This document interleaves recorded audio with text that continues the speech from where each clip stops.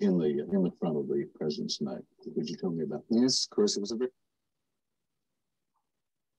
very cursory examination. The emergency proceedings at hand necessitated immediate action. There was not time to do more than an extremely light examination. Did it occur to you at the time, or did you think, was this an entry wound or was this an exit wound? Actually, I didn't really give it much thought, and realized that perhaps it had been better had I done so. But I actually applied my energies, and those of us there all did, to the problem at hand, and I didn't really concern myself too much with how it happened.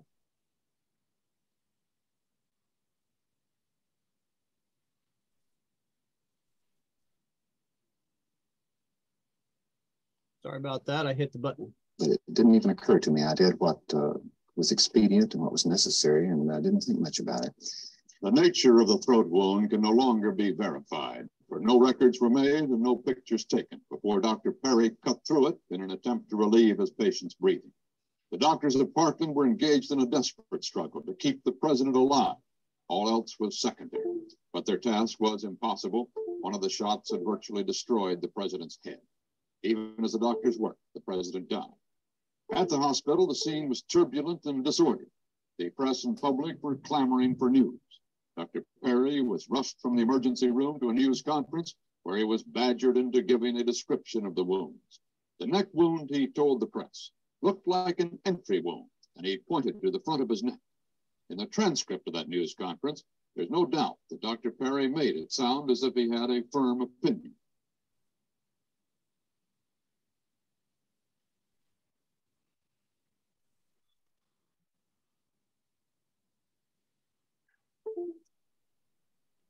Hold on just a second. I gotta,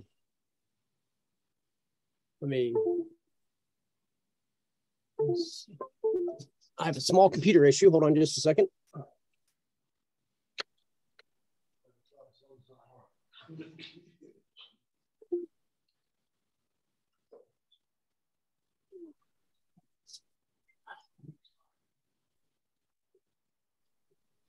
Okay, let's try that again.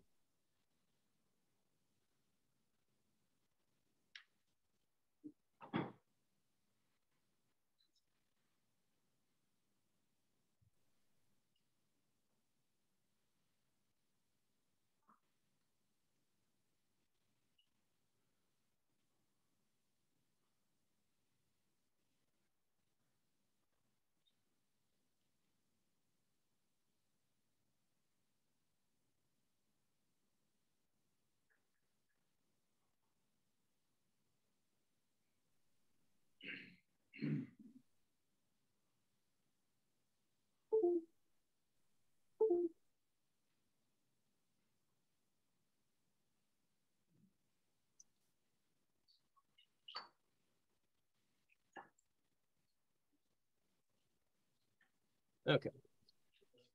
The second wound?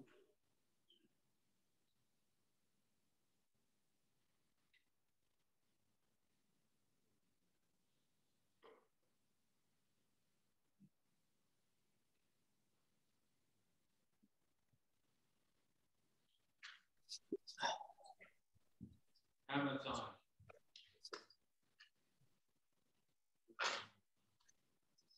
Okay, let's see if this works. The second wound was here in the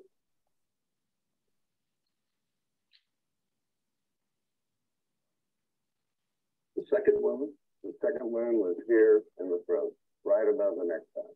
It was a small opening, very small, 3 to 5 millimeters, about the size of your little finger. In a slow-motion study of the film, President Kennedy grabs his throat with both hands, reacting, Crenshaw believes, as if he is shot from the front. At first, most of the doctors working on the president believed the small neck wound they observed to be an entry wound from the front. Compounding the mystery is this photograph of the government's autopsy, showing a gaping wound in the president's neck. A tracheostomy incision was done at Parkland over the site of the bullet wound. Crenshaw says someone tampered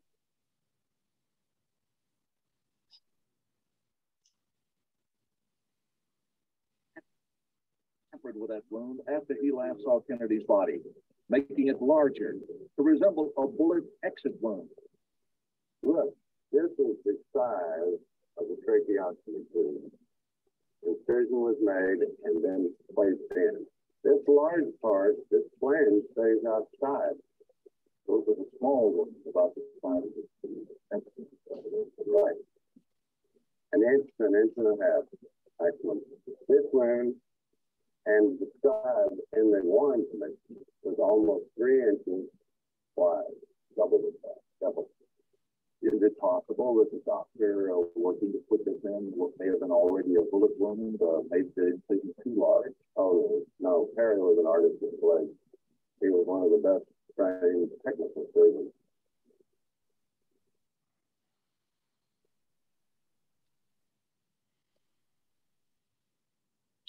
Okay, so here's the statement from Dr. Al McClellan. I've had the pleasure of knowing Dr. McClellan for the last, well, this slide I'd made was 10 years, but Dr. McClellan has passed. I've seen him lecture and I've recorded him in lecture and I've spoken with him at great length. He was very adamant since 1963 about what he witnessed inside Trauma Room 1 at Parkland Hospital, Dallas, Texas. He stated that he saw the back of the president's head blasted out. I asked him back in 2014 about the throat wound. And what he told me is that it appeared to be an entry wound. When I asked him about the size of the wound and had brought up what I'd read about what the other doctors had said about it being between 3 and 5 millimeters, I asked him what he observed. Dr. McClellan states that he arrived after the tracheotomy had been performed, but that he was recalling what he and his fellow doctors discussed about the size. He told me that he felt it was a little larger than 5 millimeters, but definitely smaller than 6.5, which was the size of the ammunition used in the Maliker-Carcano OSWALD rifle.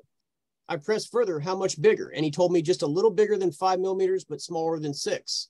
Well, we're talking about a small amount of space here, but we're also, looking here, Dr. Perry, these are statements. This was situated in the lower anterior, 1/3 of the neck, approximately 5 millimeters in diameter.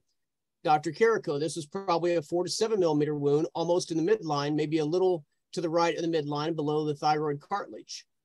Dr. Carrico, there was a small wound 5 to 8 millimeters in size located in the lower third of the neck below the thyroid cartilage, the Adam's apple. Dr. Perry, I determined only the fact that there was a wound there roughly 5 millimeters in size or so. Dr. Jones, the wound in the throat was probably no larger than 1/4 inch in diameter. It was a very small, smooth wound. Nurse Hinchcliffe, it was just a little hole in the middle of his neck, about as big around as the end of my little finger. Next, I want to show you the ballistics involving weapons and ammunition. And here is the part of my program where we will do process elimination. So remember, we are looking for a wound of ammunition that is between 3 to 6 millimeters in the weapon that could have been used. Well, let's look at the types of ammunition. Note, the .17 HMR round was not available in 1963. It was produced in 2002. So I put a little X over here on the 17 HMR. So we're looking at the 22 Hornet and the 22 Long Rifle. So let's look at the handguns, rifles, and shotguns that we see pictured in photographs taken on November 22nd, 63 in Dealey Plaza, Dallas, Texas. Weapons spotted and known to be in Dealey Plaza. This is Dallas Police Department. They carried Remington 870 shotguns. We see pictures here of the officers carrying shotguns in and around Dealey Plaza, including escorting the 3 tramps through Dealey. Well, shotgun ammo doesn't explain the hole in President Kennedy's throat. We see rifles being carried into and out of the TSBD. They carry the Remington Model 8. In the photographs just shown, we see Captain Fritz and Detective Boyd carrying their Remington Model 8 rifles in and out of the TSBD. Well, the rifles are chambered in .25, .30, .32, .35 Remington, and 300 Savage. Those all range from 6.54 all the way up to 9.1. So none of those rounds, none of those rounds are for the throat wound. They're too big for the throat wound, so we're going to rule those out. What about handguns? Sergeant Gerald Jerry Hill carried a 38 Colt Police positive, Captain Will Fritz, 38 Colt Army Special, and Detective Paul Bentley, the 38 Smith & Wesson Model 10 and 15. Again, those are 38 specials. Those are 9.1 millimeters.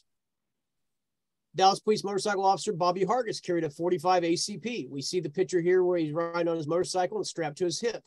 Well, that carries a 11.5 millimeter round. And let us not forget about all the other handguns carried by all the other officers. So 9.1, 11.5 is too big for the throat wound, so we're going to rule that out. How about the Sheriff's Department? Sheriff Bill Decker, who was riding in the lead car in the motorcade, and no, I don't think he turned around and shot at President Kennedy. He's carrying a Colt Model 1917 Army 45 ACP, again, 11.5 millimeters. That's too big for the throat wound. We're going to rule that out. How about the weapon spotted and known to be in Dealey Plaza of the Secret Service? Well, Secret Service agent George Hickey carried an AR-15 rifle. The Colt ArmaLite AR-15 Model 1 or 601 with a 20-round magazine did carry a .222 Remington 5.7 millimeter. So the 5.7 millimeter fits the throat wound, but the AR-15 wasn't raised up until after the throat shot, and the car, gun, and agent was behind JFK the whole time in the motorcade. We're going to rule that out. A key piece of information that several researchers have either not known or did not fully research is the .223 Remington round that has been spoken and written about was not even produced until 1964. The Secret Service didn't have it. Nobody had it. It wasn't invented yet. So possibly the round that would have been loaded in the AR-15 that Secret Service agent George Hickey had in this weapon that day was a .222 Remington. But just to be thorough, I've included the ballistics of both cartridges of ammo here in this presentation. On the left, we see the .22, in the center, the .223, and on the right, the .222 Remington Magnum. Now, both of these are 5.7, but like I say, the rounds that were spoken of and written of wasn't even around yet. So what we do have is what we have information now, what was actually produced and what was available in the AR-15 rifle that Secret Service agent George Hickey had that day. Well, how about Lee Harvey Oswald? The backyard photograph. We've all seen this, made the cover of Life magazine and pretty well convicted him in the public's eye. In the Klein Sporting Goods, the ad for 6.5 Italian carbine, 1288, 1995 with the scope. The 6.5 millimeter Mannlicher Carcano, we see the pictures here as it being taken into evidence and into custody. That ammunition round is 6.80. Now we call it 6.5, but the actual diameter of that round is 6.80 millimeters. And we see here in Warren Commission Exhibit 141 and CE 399, that round couldn't have made the hole in the throat either. Not only was Oswald supposedly behind him, the doctors are saying it's a frontal shot. He didn't, leave the TSBD, run down, take a shot from the front, and then run back up and take the head shot. So what the hell did he just say? In the following clip from the DVD, JFK, the story behind the story, we will hear Dallas Police Inspector Jay Sawyer talk about what they found on the 5th and not the 6th floor. Was he confused, or was there a shooter on a different floor in the TSBD? Or was this fake news?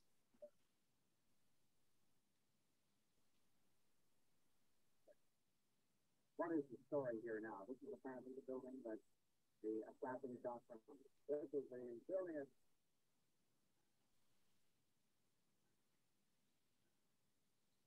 witnesses said they had seen a man with a similar rifle. And also we found empty rifle shells. So we would have been directly above us. Indications were that he had been there for some time. The police department taken any precautions against such an incident? We thought we had taken all of it.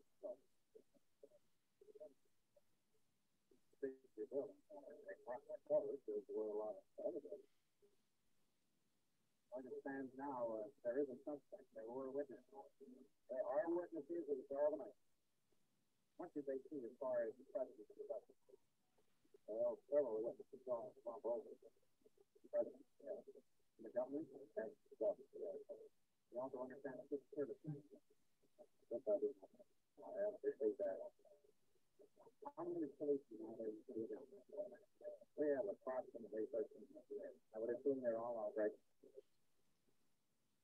So again, the 5th floor. So was he incorrect, or, was he mistaken? So 6.8 millimeters, too big for the throat wound. We're going to rule that out. How about Oswald's revolver? 38 caliber Smith & Wesson, 9.1 millimeter. It's too big for the throat wound. Plus, Oswald had to pick it up from his boarding house after he left the TSBD, as we've been told. How about Jack Ruby? On November the 24th, 1963, Ruby shoots Oswald. Jack Ruby's revolver, 38 caliber Colt Cobra, 9.1 millimeters. It's too big for the throat wound. Now, newly released documents, they're not so newly released, they were released a few years ago, show that Ruby was in Dealey Plaza at the corner of the Postal Annex building across from the TSBD during the assassination, according to informant Bob Vanderslice. But the round of ammunition, his gun, was too big for the throat wound, so we're going to rule that out. Okay, now that we've got all that cleared up, we can sit back and laugh. Let us discuss other weapons that we have reports of either being around Dealey Plaza or reported to be seen around or that has been written about in the research documents and in the research community. The report of 2 different rifles found on the 6th floor of the Texas School Depository Building. The time between these 2 announcements is 55 minutes. The reported rifle goes from a 30-30 to a British 303. This is by NBC affiliate Tom Whalen. I'm going to show you 2 videos.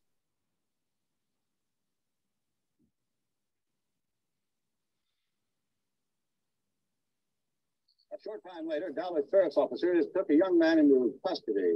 It's believed that they also took a rifle at the same time, described as a 30-30 rifle, which was supposedly found at the scene, although this has not been confirmed. He returned to station WVAP-TV in Fort Worth and newsman Tom Whalen. Here's an additional report on what you heard NBC correspondent Bob Abernathy described a few minutes ago, the building in which the sniper had hidden. It's the Texas School Depository at the intersection of Elm and Houston Street in Dallas. Dallas Crime Laboratory Lieutenant J.C. Day went to the building a short time after the shooting took place, and he walked out with a British 303 rifle. The rifle has a telescopic sight. Now, the rifle was found on the 6th floor of the building near a corner window. Also, police searching that area found 3 empty 303 cartridge cases, also straps of chicken, as if the person could have been there for some time. There were boxes of books, textbooks, and other school materials stacked up all around on 3 sides of the sniper's nest, as if he had been there for some time. There was a gun rest made of papers near the open window that commanded the site from which the sniper, by which the presidential motorcade passed when the president and Governor Connally was shot. As we said before, the sniper's nest has been found, and police have recovered a British 303 rifle with a telescopic sight. This is Tom Whalen reporting from Texas for NBC from WVAP-TV. A short time later, Dallas sheriff's.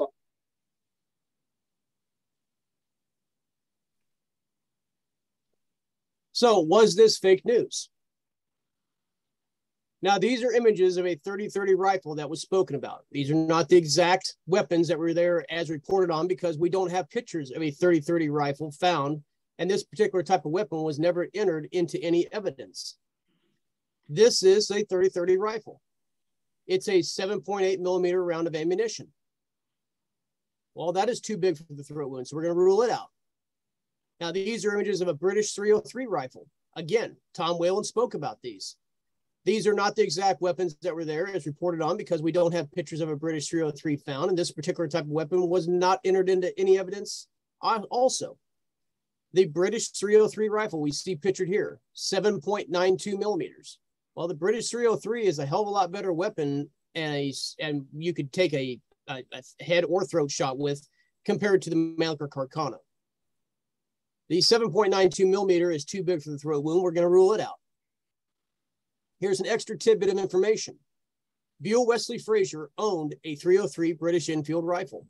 After reports of the 303 on TV, the DPD went looking for Mr. Frazier.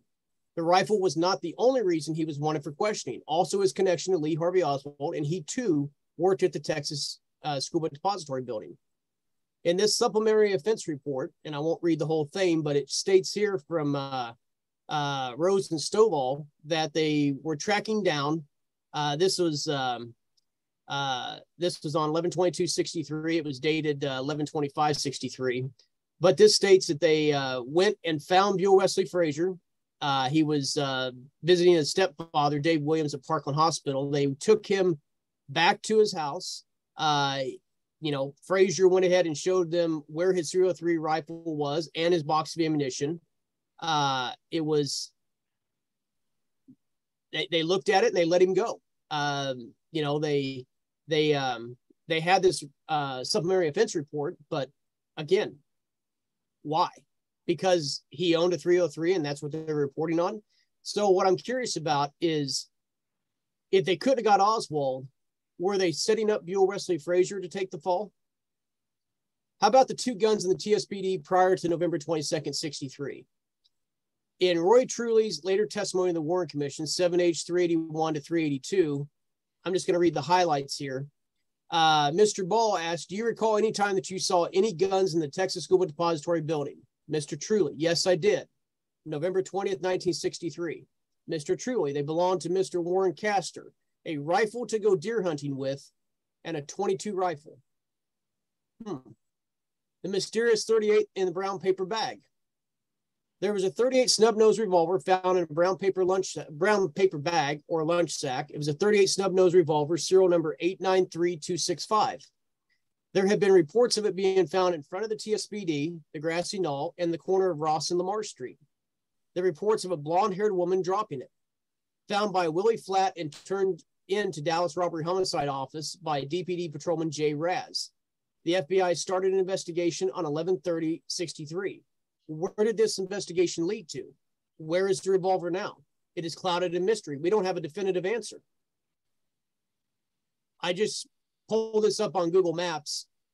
It is basically walking distance from the 6th floor over to where it was found at North Lamar Street and Ross Avenue. If it's reported to be in Dealey Plaza and over here where it was found, how, you know, did the gun get up and walk on its own? Somebody had to have taken it, you know, if it was reported to be seen there and dropped there and then it winds up over where it was turned in, somehow somebody had that handgun in their hand. Well, how about the 7.65 German Mauser? Well, 7.94 is the millimeter size. A brief history about this rifle. This is from Jim Garrison's book On the Trail of the Assassins, page 113 to 115. Officer Seymour Weitzman, part of the Dallas Police search team, later described the discovery of the rifle on the afternoon of November 22nd. He stated it had been hidden so well under boxes of books that the officer stumbled over it many times before they found it. Officer Weitzman, who had an engineering degree and also operated a sporting goods store, was recognized as an authority on weapons. Consequently, Dallas Homicide Chief Will Fritz, who was on the scene, asked him the make of the rifle. Weitzman identified it as a 7.65 Mauser, a highly accurate German-made weapon. Deputy Sheriff Roger Craig was also there and later recalled the word Mauser inscribed in the metal of the gun. And Deputy Sheriff Eugene Boone executed a sworn affidavit in which he described the rifle as a Mauser. As late as midnight, November 22nd, Dallas District Attorney Henry Wade told the media that the weapon found was a Mauser. That's a lot of guns to be looking for that, you know, we supposedly have. A 30-30, a 303, a 7.65. But 7.94 millimeter is too big for the throat wound, so we're going to rule that out. Well, what about our buddy here, James Files? James Files' his real name is James Sutton, 21 years old at the time of 11/22/63. He says he was the shooter on the grassy knoll. He bit the bullet case and set it on the fence. He said that was his trademark. He claims he fired the fatal round into JFK's head. He worked with Charles Nicoletti and Johnny Rosselli. He states he met up with Lee Harvey Oswald and spent time with him in Dallas prior to the assassination. There's more to his story and claims that I will not go into, but if you wish, you can look him up on the internet and judge for yourself. He also has a book and a video out. Well, the gun that he supposedly said he used was a Remington XP 100. It carried a .221 Remington fireball, 5.7 millimeters. So 5.7 millimeters fits the throat wound, but James Files said he only shot Kennedy in the head and not the throat. So we're going to rule that out. Finally, we've come to my theory of what type of weapon could have been used. Art imitating life. Let us see if Hollywood in one of its timeless films could point to a weapon that could have been used.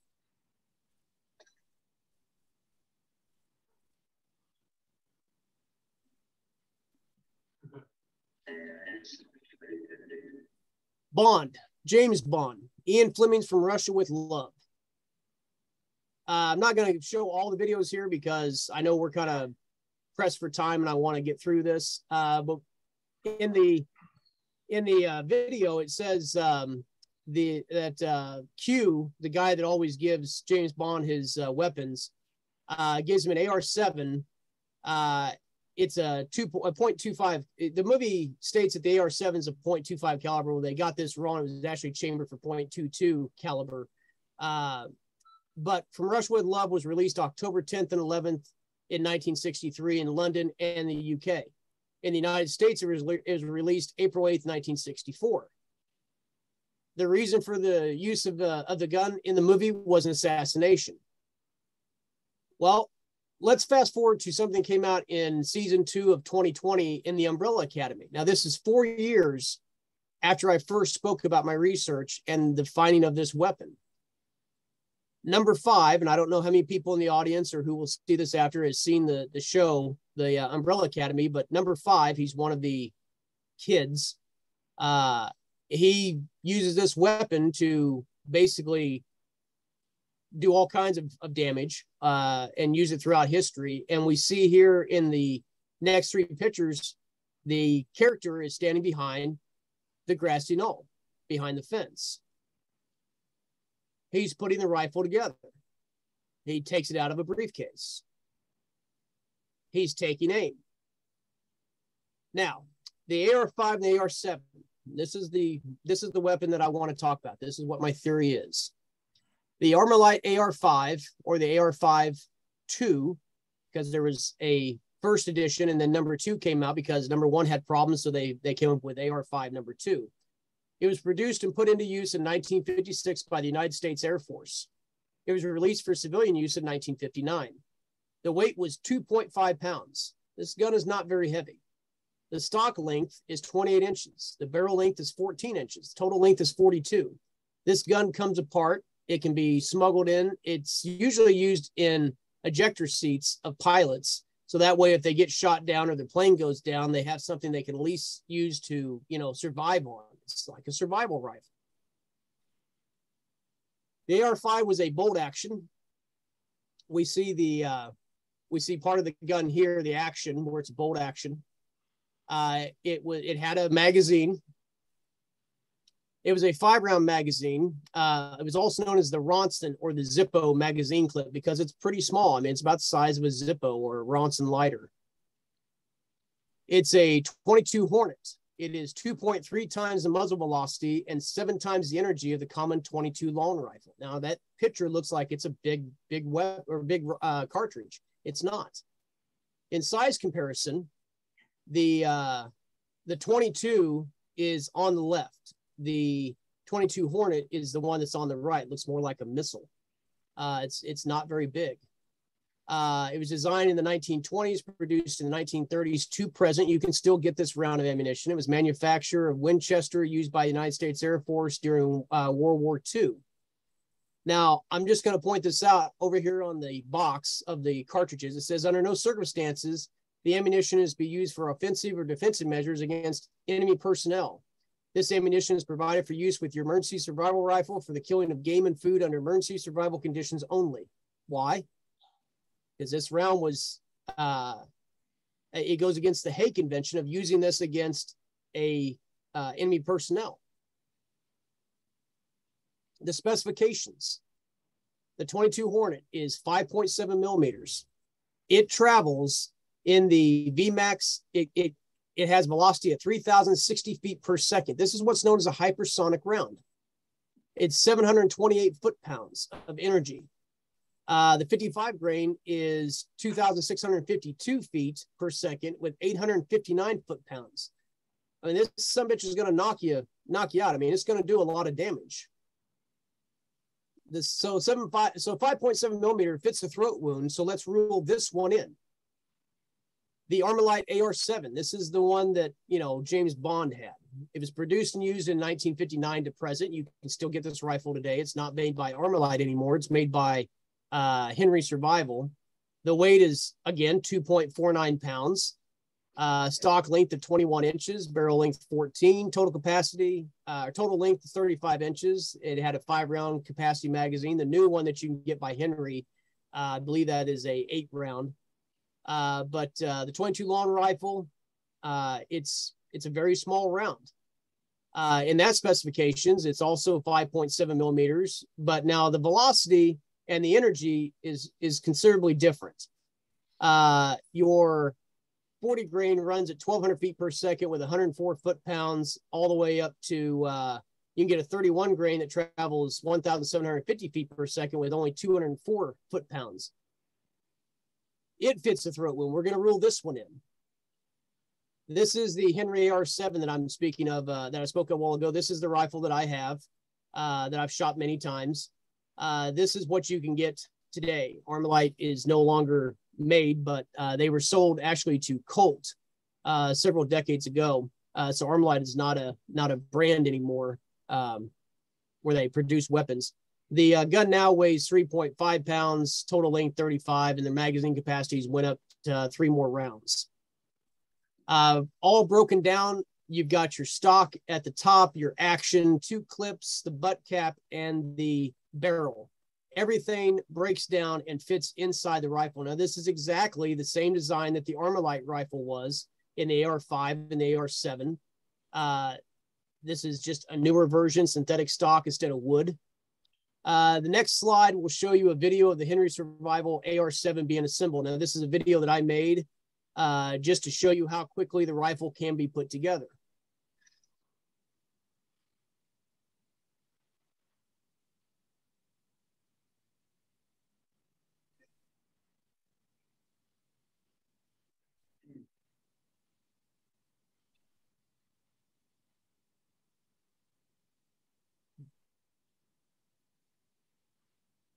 Now, you saw in the video a while ago with James Bond, Sean Connery putting the rifle together.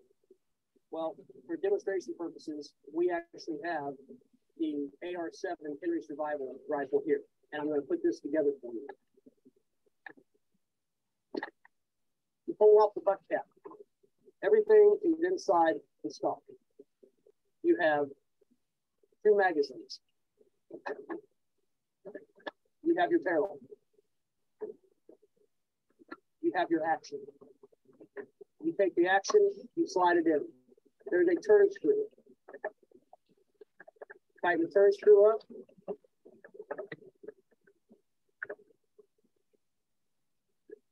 Take your barrel, insert it into your action. You've got a spin collar lock.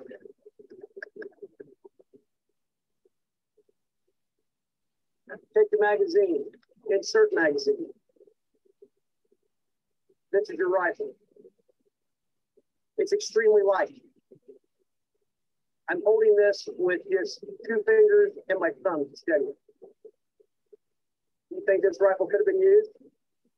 Anybody could have walked into Dealey Plaza with this underneath their coat, rain jacket, briefcase, whatever. Pull it out, assemble just as fast and easy as I did, if not quicker, and take their shot.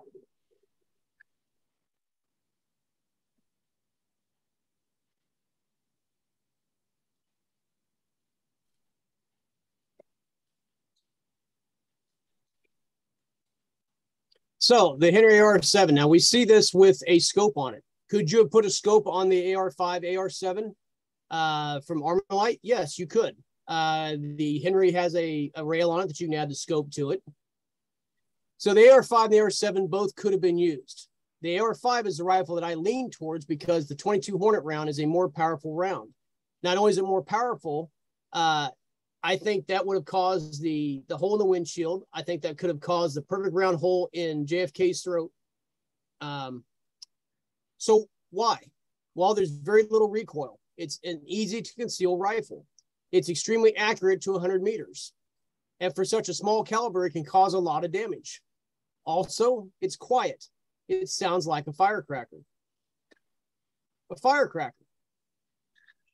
The AR-5 and the AR-7 sound like firecrackers.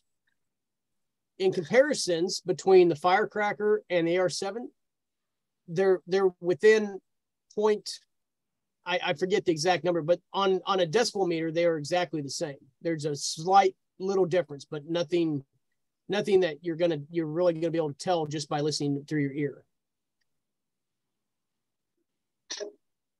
This does not sound like a firecracker. The 6.5 Carcano. Now let's look at the possible shooting locations and the trajectories for just a moment. First off, a frontal shot. This is an aerial photo, and the red rectangle over here represents where the presidential limo was at the time of the shot to President Kennedy's throat. This would have been JFK's viewpoint in his car looking at the time of the throat shot. How about a South Knoll shooter? Well, Sherry Feaster, who wrote the book Enemy of the Truth, and I knew Sherry for years with working with JFK Lancer and sitting and having drinks with her and just spending time with her during the conferences for over 10 years. She had made the throat shot trajectory of a 15-degree cone that basically brings in the South Knoll and the part of the overpass over here. Now she's talking about the throat shot trajectory and also the head shot. If the shot came from the South Grassy Knoll, this would explain the hole in the window and the shot to JFK's throat. Now, saying that, I would like to add that Sherry's research and book are excellent sources of material, but I think that the shooter for the throat shot was close, but not from the Grassy Knoll.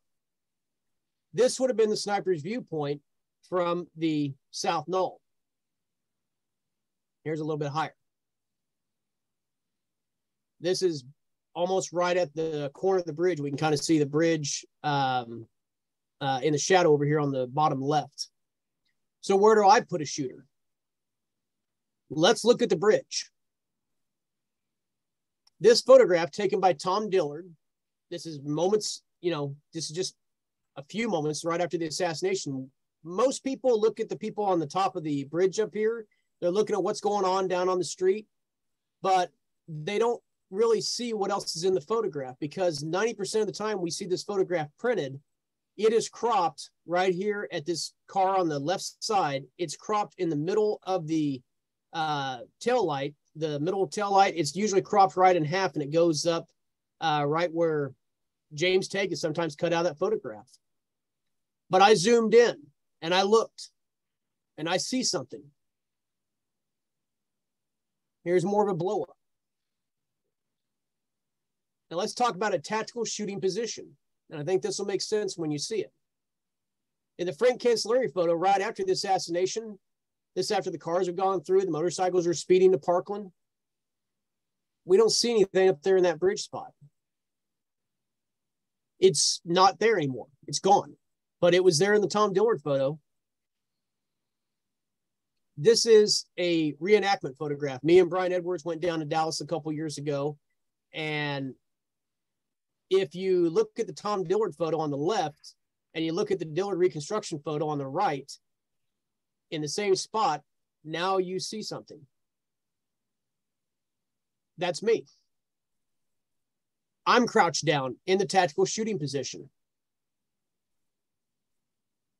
The shooter, if it is a shooter, is hiding in plain sight. If we look at this photograph, I've drawn some lines in. If you look at every single person's view of where they're looking at, nobody is looking over here in the left circle with the yellow line coming down. And I drew that yellow line in because that lines up with where the car would have been during the throat shot. But nobody's looking there. Nobody is seeing this guy. So people go, well, how the hell could you hide in plain sight when there's no curvature there? It's straight across, and anybody that's been in Dealey Plaza knows you can walk straight across the bridge and you just come to the ends where it kind of angles off. The guy, the possible shooter is hiding in plain sight. Nobody's looking there. Well, let's take a look from the shooter's perspective.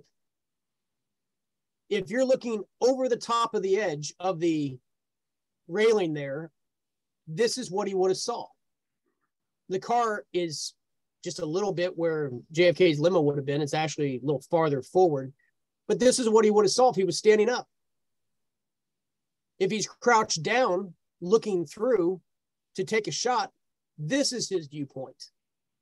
The car's coming right at him. It's a perfect, clean shot. If he had a scope, he could have really took a great shot if there would have been a scope on the rifle.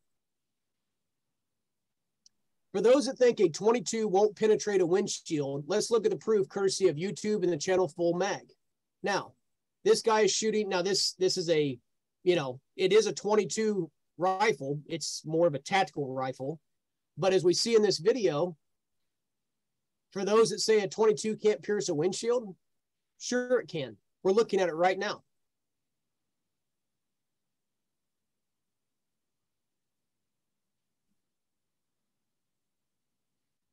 Now he's standing a lot closer. That's why we have more of the, but if you look at that little hole right there, that little hole that comes out of the headrest, it is a perfect round hole. Even that it's gone through the windshield. Of course, this is tearing through fabric, not human skin that has more elasticity to it. It's very possible that a 22 could have caused this, or the, 22 Hornet. Here's extra tidbits to ponder. Here's an extra tidbit of information for you to ponder. Do you know who had a government-issued AR-5 issued to him and did not return it when his service ended? General Curtis LeMay. In this Stoner ad, this is back in the Small Arms Review, Volume 1, Number 4, January of 1998. We actually see General Curtis LeMay's rifle that they found after he had died. And how do we know it? His signature is on the tag right above the magazine clip. This is a rifle he never returned. In the Garrison issue magazine that my buddy S.T. Patrick produces and puts out, in the presidential motorcade in Springfield, this is an unclassified, this was unclassified. In Springfield, Illinois, on October 19th, the presidential motorcade had passed a point in downtown area and was due to return within 30 minutes. A few minutes after the motorcade passed, an employee of the Illinois Department of Public Safety saw a rifle barrel with a telescopic sight protruding from a second-story window. The local police took into custody and delivered to special agents of the Secret Service Thomas William Stone, age 20, and his brother-in-law, William Francis Cisco, age 16. A 22 caliber semi-automatic rifle and a full box of 22 long rifle ammunition was seized. Stone and Cisco admitted pointing the gun out the window on the parade route. However, they claimed that they had merely been testing the power of the telescopic sight to determine if it would be worthwhile to remove it in order to get a better look at the president when the motorcade returned. And there was no evidence to the contrary, and neither of the men had any previous record. Prosecution was declined. They couldn't have took out a pair of binoculars. They had to pull out a rifle with a scope. But it's very eerie that this was in October 19th. This is October 19th, and November 22nd was just a month away. But remember, this is just a theory. Thank you.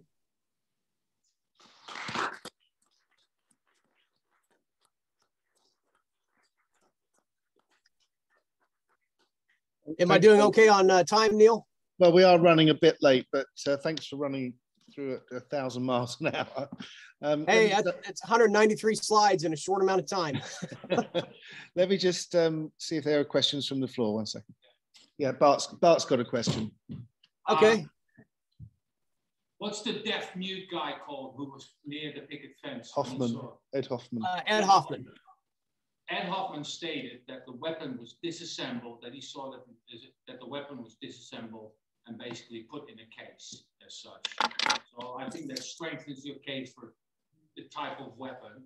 The other thing I'd like to remark, there's not really a question, is the photo that you show of the photographers running into the car is at least 30 seconds after the event. So I don't think somebody would have been staying there in that position as such, if he were, that long afterwards, basically. I just find that a bit hard to swallow. But the thing is, the weapon you point out is a very good candidate for a job like that. That's for sure. Yeah, thanks.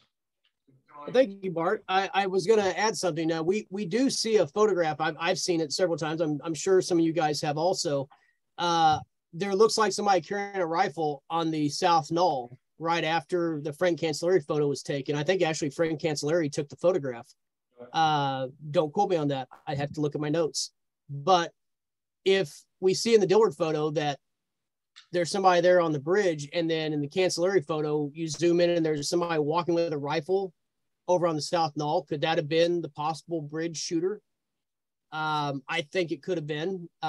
They took their shot, they got up and they left.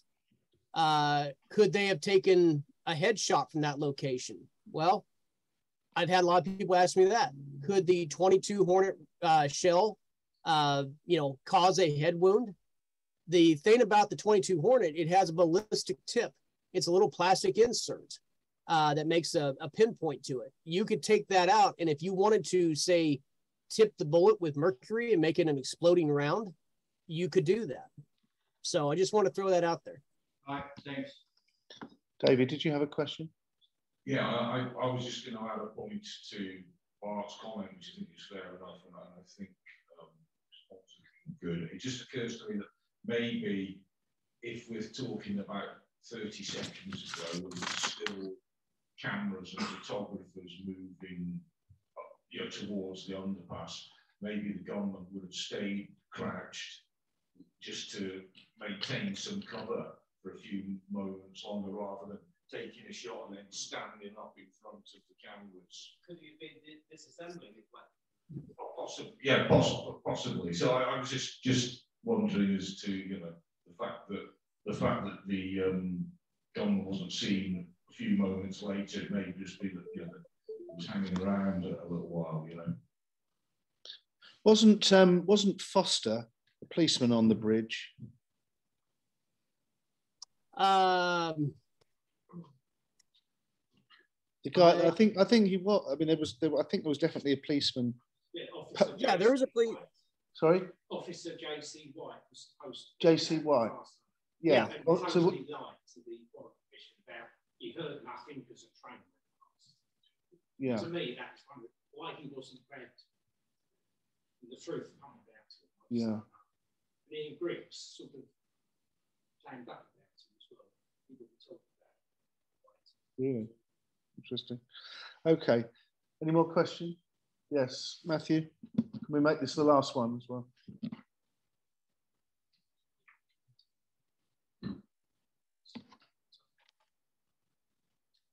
Yeah, I'd just like to say it's very interesting, and certainly the guns that you've identified would be excellent for fairly close range assassination and escape afterwards.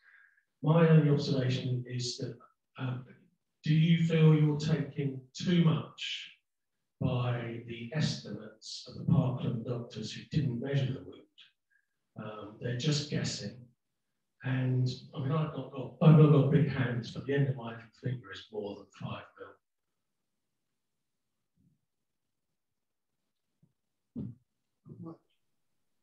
I kind of missed a little bit. The bit. difference between 5 mil and 7.62 or whatever is 2 millimeters. So it makes a big difference with ballistics.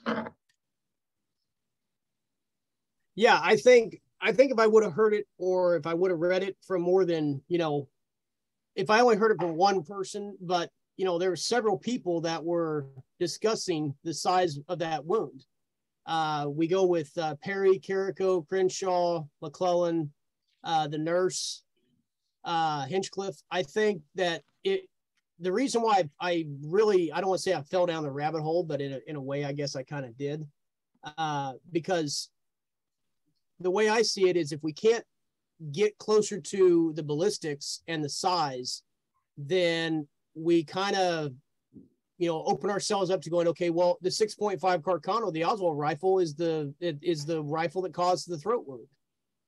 Well, when you look at the ballistics and you look at the size, the Oswald rifle or the Mannlicher Carcano rifle is too big for the throat wound by what the doctors are discussing and what they're saying.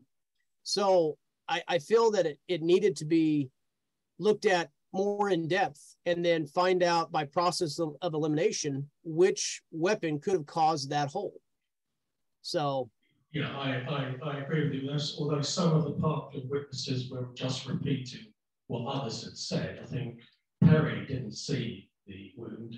He's only recounting what others told him.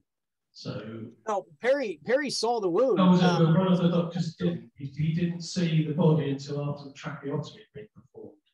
So that was Dr. McClellan. McClellan, yeah. McClellan, Perry's the one that cut through the wound. Okay. McClellan got there after the tracheotomy. Yeah, so I think on that, when you pulled up the list of witnesses who said the size of the hole they saw, I think, was McClellan on there as well? McClellan was not on, going back to the PowerPoint here on my other screen. McClellan was not on that list. I'm just going by firsthand information directly from him because, you know, he was an eyewitness that was there. But I know that we're going, let me go back here real quick. Yeah, I know we've got Hinchcliffe, we have Perry, we had.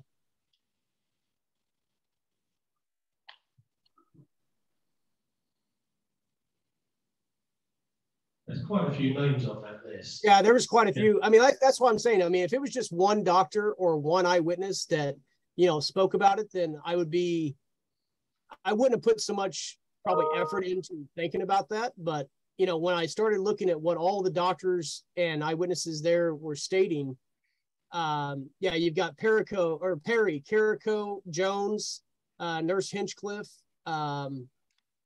you've got Crenshaw even sitting there talking about it. But in the Warren Commission testimony, when they all state the fact of where it was located at and what the diameter is, that really rang out to me of, okay, if it's like Perry says, approximately 5 millimeters in diameter, well, 6.80 is the Carcano rifle. So in my eyes, it couldn't be that. It had to be something else. It had to be something smaller. Okay, thank you. All right. Okay, I think we're going to have to leave it there, David, because we're running over and we're waiting for Larry. Thanks very much indeed for your presentation. Absolutely. Thank you guys for having me. I'll do the promoting of the conference at some point, probably tomorrow. But, yeah, sure. Appreciate that. Everybody that's in attendance, please check out projectjfk.com. And we put up all kinds of information and videos and news. So you can find it there. And I want to thank you guys again for having not only myself, but Brian and Casey as well. Thank you very much. Yeah, it was great to have you all. Thank you. Cheers, David. Thank you. Bye. Bye-bye.